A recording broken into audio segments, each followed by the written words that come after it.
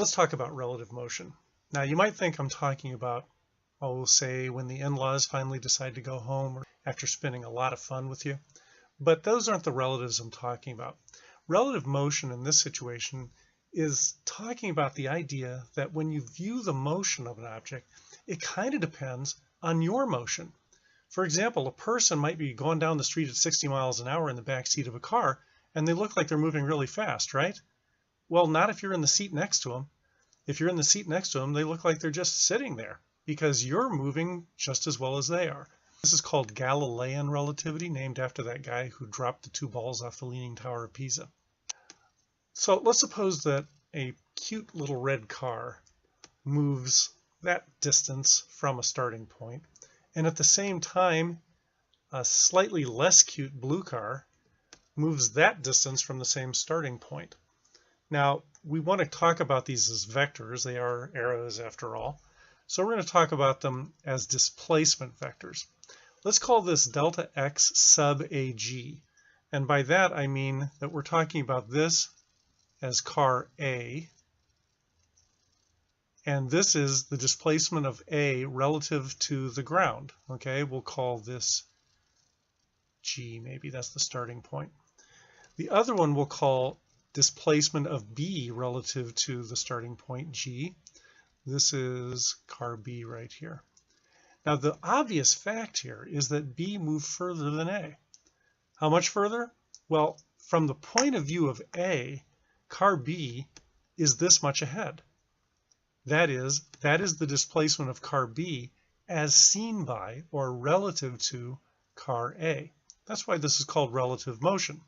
Relative to the starting point, car B has moved this long distance, but relative to car A, it's only moved this distance.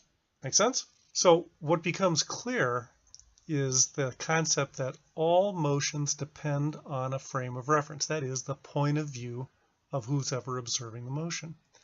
The velocity of an object depends on the motion of the observer. What I hope you can also see is the fact that if I take this vector right here and add it to this vector right here, I get this vector right here. Mathematically, we have an equation. It says that the displacement of B relative to A plus the displacement of A relative to G is equal to the displacement of B relative to G. That is, this vector plus this vector add up to this vector. Arrowhead to endpoint, right? Terminal point to initial point. Well, all of those motions are taking place at the same time. So if I divide both sides by the amount of time that it took, we have a bunch of displacements divided by time. What is that? That's velocity. That's right. So we have that the velocity of B relative to A plus the velocity of A relative to G is equal to the velocity of B relative to G. Now there's a pattern here I want you to notice. The two things that are added have A in each of them, but in different locations.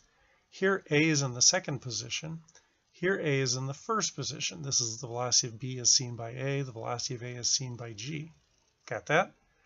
And what happens is when you add them, those two things that are the same but in different positions vanish, and the other two subscripts remain. The velocity of B, which is the first subscript here, relative to G, which is the second subscript here. And that leads us to our somewhat more general principle, a formula for relative motion, the relative motion equation. The velocity of A relative to B plus the velocity of B relative to C is equal to the velocity of A relative to C.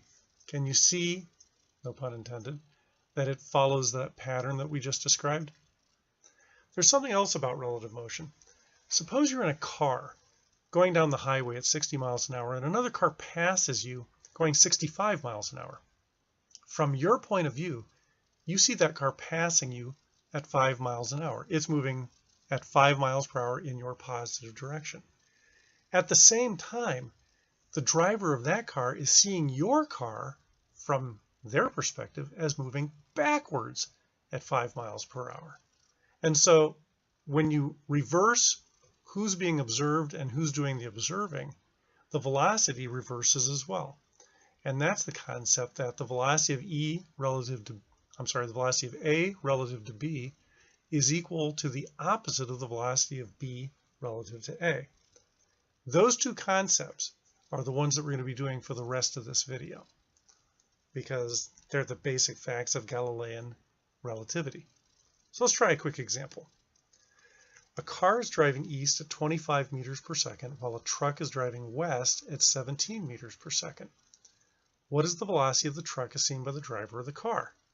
Confusing? But it doesn't have to be. If we do what? If we list our variables and give our positive direction. So I'm going to give this one to you. I'm going to choose the positive direction as east simply because that's the first one that was mentioned. I could have chosen west just as well. But that means that the velocity of the car relative to Earth is positive 25 meters per second because it's moving east. And at the same time, the velocity of the truck relative to Earth is negative 17 meters per second because, as you can see, the truck is in fact moving west. Of course, you should always list the variable of the thing you're trying to find. It says, what's the velocity of the truck as seen by the driver of the car? What is the velocity of the truck relative to the car? That's the problem we're going to try to work out. So go ahead and see if you can write an equation that looks like this one up here, but uses these subscripts. Go ahead and pause the video and see if you can try it. Okay, you back? Watch how easy this is. Let's write down what we're trying to find. The velocity of the truck relative to the car. Well, that should be, if we follow the pattern, the velocity of the truck relative to the Earth plus the velocity of the Earth relative to the car. Does that fit the pattern? Yeah, the E's drop out and we get T and C. Yeah, that works. But here's the problem. We don't know the velocity of Earth relative to the car. We know the velocity of the car relative to the Earth. Oh, wait. That's where this second rule comes in. We can switch the order of the subscripts as long as we put a minus sign on things. So we can rewrite this as the velocity of the truck relative to the Earth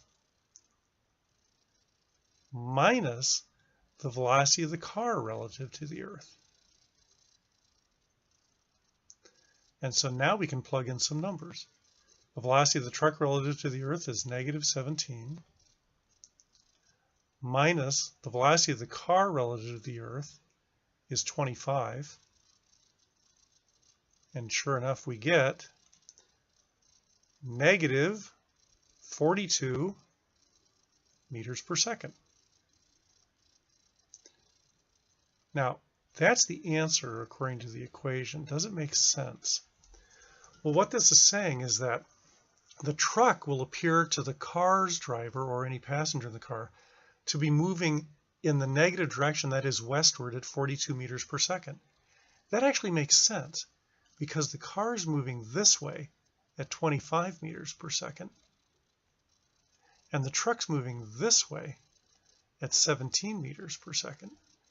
And so the driver of the car is going to see the driver of the truck whizzing past him at 42 meters per second in the negative direction.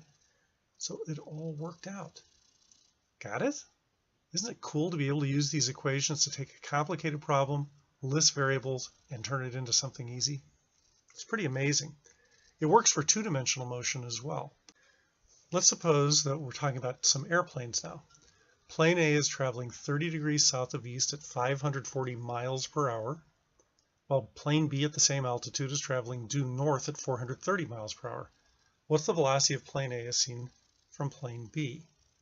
Okay, this is a picture of what we're looking at. There's plane A traveling south of east, and there's plane B traveling straight north. Okay, and we want to see what does plane A look like as seen by the pilot or the passengers of plane B. Which way does it appear to be traveling? Well, kind of a complicated problem. I think we can have a general idea of how it works, but let's list variables. We begin by choosing our positive directions. And we're going to choose the usual positive directions of, in this case, north and east. Okay, so those are our positive directions right there. And then after that, we're going to start listing some variables. So the velocity of plane A relative to the ground, that's this plane right here, is 540 miles per hour at negative 30 degrees. That's 30 degrees south of east, right? Negative 30 degrees. The velocity of plane B relative to the ground is 430 miles per hour at 90 degrees, because if 0 degrees is the east direction, then 90 degrees is the north direction. And so what do we have to do now? Well, we have to figure out the answer to the question. We want the velocity of plane A as seen from or relative to plane B. And so that's our question. Got it?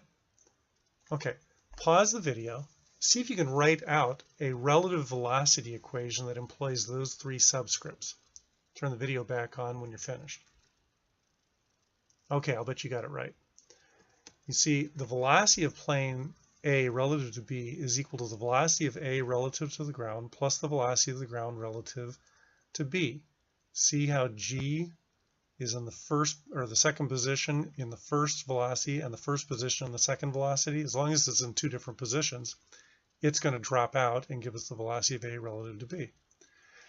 But we don't know the velocity of G relative to B. We do know the velocity of B relative to G. You can see that right here. So we write plus or minus the velocity of B relative to G, because you can switch the order. Now it just becomes a matter of interpreting that and working the vector problem. Since you've already seen the video on vectors, you should be able to work your way through that. Here's the basic idea of the picture. You see, here's the velocity of A relative to the ground. Here's the velocity of B relative to the ground. So the opposite of that is the velocity of the ground relative to B. Okay, we get the idea? So I want to add the velocity of the ground relative to B, which is this. They are arrowhead to endpoint right there. And so this is the resultant vector. That's what it should look like. How do we set it up? Well, we could write it this way. The velocity of B relative to the ground, the opposite of the velocity of B relative to the ground would be negative 430 miles per hour at 90 degrees. If I set up X and Y columns for that, of course only the Y column matters. It's not moving the X direction at all. It's moving negative 430 miles per hour in the Y direction. And then you do the same thing for the velocity of A relative to the ground. Remember how we do that? We do 540 times the cosine of negative 30 degrees, right? And 540 times the sine of negative 30 degrees. And if you've forgotten how to add vectors, I recommend that you go back to that vector addition problem, and you'll be able to finish all of this up lickety-split. Okay? So that's how you work relative velocity problems. They can seem very confusing, but if you practice more than just what you've seen here, you can get really good at these and they'll become very easy for you. All right, thanks for watching. Bye.